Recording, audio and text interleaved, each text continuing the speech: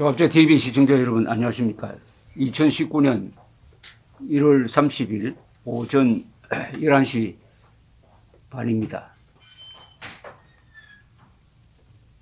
황교안 전 국무총리가 어제 자유한국당 대표 경선에 출마한다고 선언하고 기자회견을 했습니다.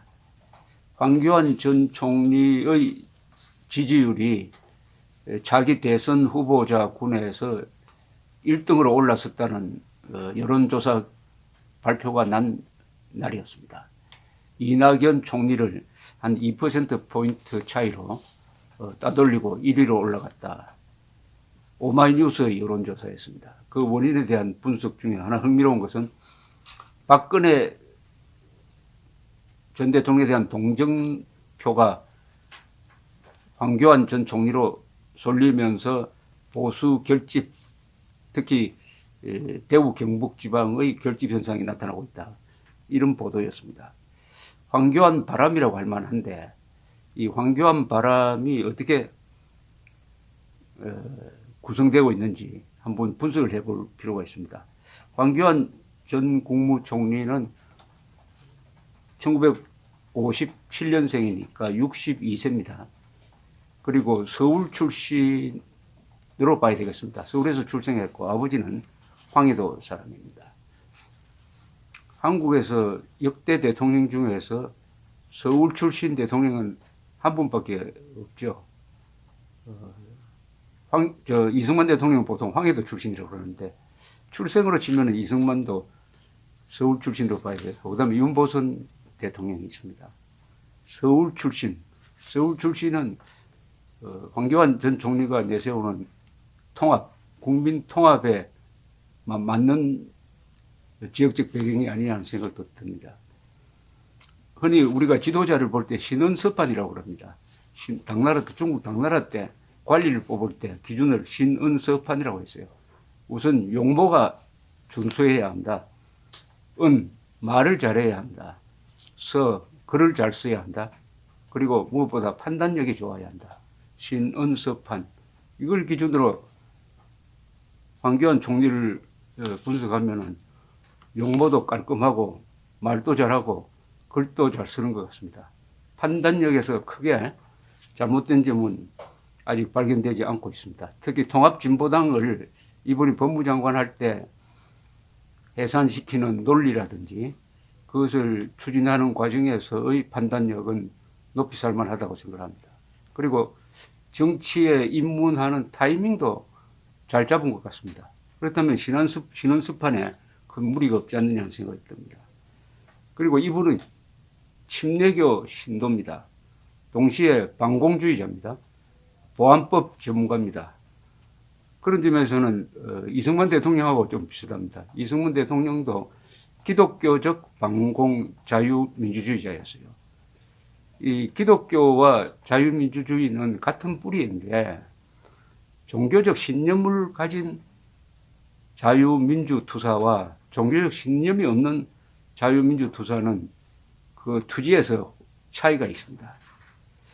공산주의도 하나의 신념이고 기독교도 신념이고 그래서 공산주의에 이기는 나라라든지 이기는 지도자의 공통점은 종교적 신념을 가진 사람, 즉 이승만 같은 사람인데 황교안 씨도 그런 점에서 좀 공통점이 있는데 특히 공안검사 출신이라는 데 의미가 있다고 생각합니다. 공안검사, 지금 공안검사가 뭘 하고 있는지 모르겠어요. 지금 문재인 정권 등장 이후에 일어나고 있는 이 여러 사안은 공안검사가 나와가지고 해결해야 할 문제가 한두 가지가 아닙니다. 지금 미국에서는 FBI가 트럼프 대통령이 푸틴의 첩자가 아니냐 하는 관점에서 카운터 인텔리전시, 즉 방첩 사안으로서 지금 수사를 1년 전부터 시작을 했다고 합니다. 지금 공안검사가 놀고 있는 거 아닙니까? 어떻게 조선공산당 핵심 멤버를 이게 훈장을 줍니까? 국가 훈장을 줍니까? 그럼 보훈처는 공안검사의 수사 대상이 되는 거 아닙니까? 등등. 어쨌든 공안 투철을 하다는 것은 방공의 논리가 확실하다는 것이니까 공안검사 출신이라는 점이 저는 황교안 총리의 이 바람에서 별로 사람들이 주목하지 않는 아주 중요한 점이라고 생각을 합니다. 박근혜 전 대통령을 몰락시킨 것은 특수부 검사였습니다. 그렇다면 문재인 정권의 이런 여러 반헌법적 행동을 법의 심판으로 해결할 수 있다면 그때는 공안검사가 나올 겁니다. 공안검사. 황교안 전 총리는 대통령 자리를 경험한 사람입니다. 6개월 동안 했습니다. 2016년 12월 9일 박근혜 전 대통령에 대한 소추안이 국회를 통과하면서 5월 10일 대선이기까지 6개월 동안 대통령 권한 대행을 했습니다. 대통령 직무가 박근혜 전 대통령의 직무가 정지되었으므로 이 경험은 매우 소중합니다. 장관으로서 보는 국정과 대통령 자리에서 보는 국정은 엄청 다르죠. 이 6개월 동안 관리를 무난하게 했다는 평을 받고 있습니다. 그 사이에 이 탄핵에 반대하는 사람은 태극기 집회, 찬성하는 사람은 촛불 집회로 격돌했지만은 그게 유혈 사태로 발전되지 않았던 점, 일단 치안이 유지되고 경제나 안보가 별 탈 없이 굴러갔다는 것은 황교안 권한 대행의 업적이라고 봐도 될 것이라고 생각을 합니다. 그리고 선거를 통해서 이 탄핵 사태가 저들이 말하는 촛불혁명이 아니라 선거를 통해서 헌법적 프로세스를 거쳐서 해결되는 방향에서 관리자 역할을 했습니다. 그리고 통합진보당을 위헌정당으로 해산시키는 데 주역이었습니다. 통합진보당은 헌법재판소에 의해서 어떻게 규정되었느냐. 북한식 사회주의를 추구하는 정당이다. 이렇게 됐습니다. 북한식 사회주의는 쉽게 말하면 김일성 천하를 만들겠다. 김일성주의 천하를 만들겠다는 정당으로 규정을 해서 통합진보당을 해산시켰는데 하나 아쉬운 점이 있으면은 그 뒤 후속 조치를 제대로 하지 않았습니다.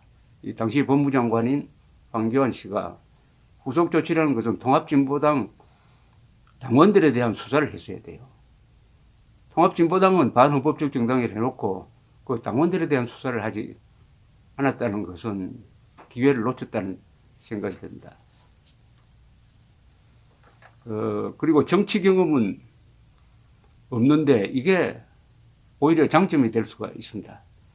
이 정치판이 워낙 살벌하고 이전 투구를 하는 곳이기 때문에 정치에 오래 몸담을수록 이 흠이 많이 생깁니다. 그러나 상대적으로 황교안 전 총리는 정치 신인이고 관료로서는 아주 경력이 많습니다. 이 외부에서 온 사람이라고 볼 수가 있습니다. 이런 말이 있습니다. 세상을 바꾸는 사람은 바보, 외부에서 온 사람, 젊은 사람. 외부에서 왔다는 것은 시각이 객관적이라는 거죠.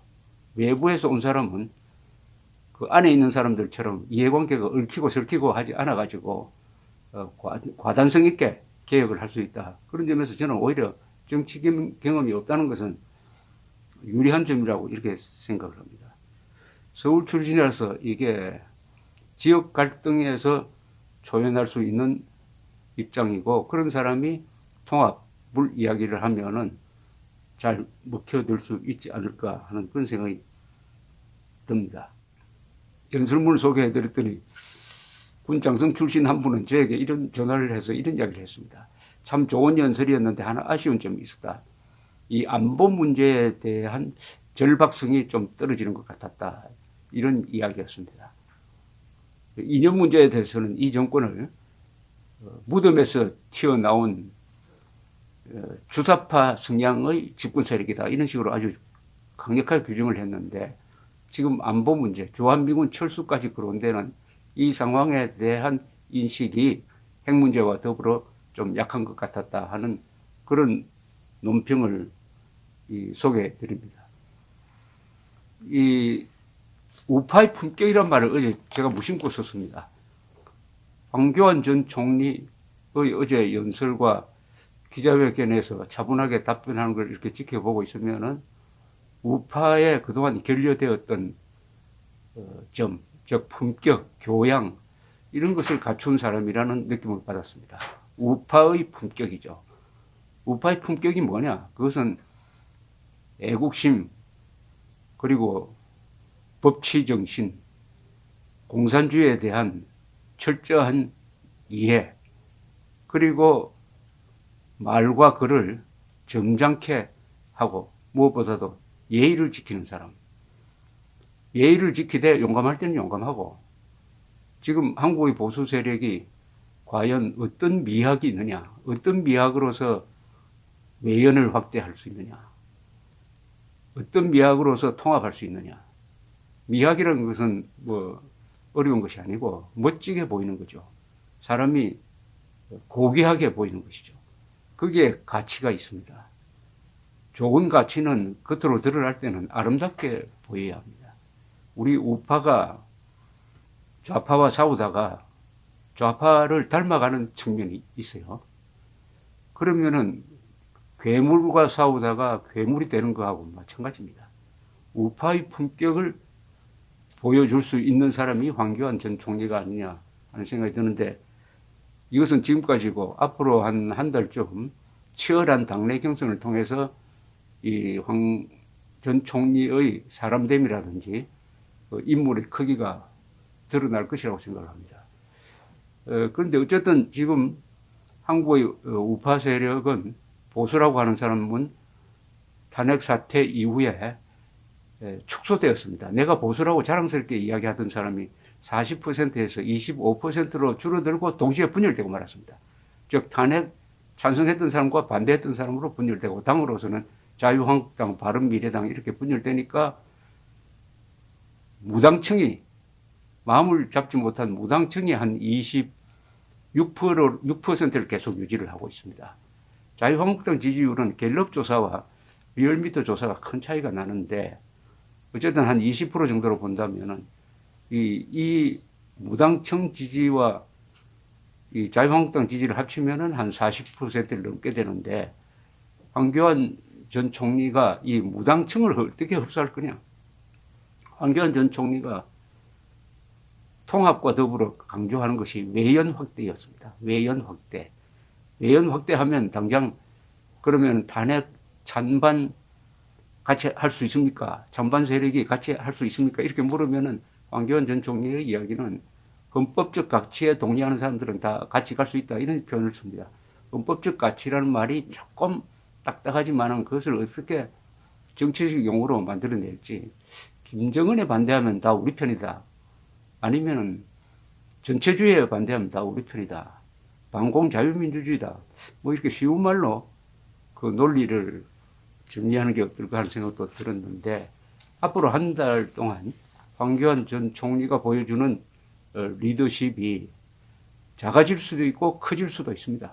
그런데 지금 황교안 전 총리의 지지율을 뒷받침하고 있는 것은 일종의 보수 세력의 이 마지막 희망이다.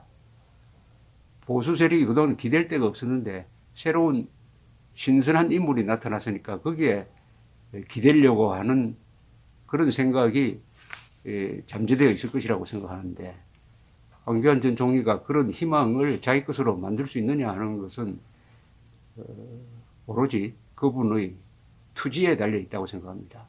모범생, 황교안 총리가 모범생이라는 것은 누구나 다 압니다. 그러나 한국은 모범생이